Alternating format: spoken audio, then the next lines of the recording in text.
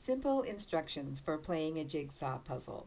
You can start off by playing it just as it shows up, or you can modify the puzzle by clicking on this menu, click Modify Puzzle. It shows up this little box, click here, and that will say it's going to start all over, but that's fine. So we're going to pick 6 pieces, and now we're back to 6, which will make it really easy for playing the puzzle. So finally, then we're going to go back here again, Modify Puzzle, and this time we're going to change the background, which makes it easier perhaps for contrast to see the puzzle. Some other things you can do, you can outline just the edges of the puzzle, which is great if you're doing over 200 or 300 pieces, and you can click or just hover over this picture to see what the picture is like to remind you of what you're working at.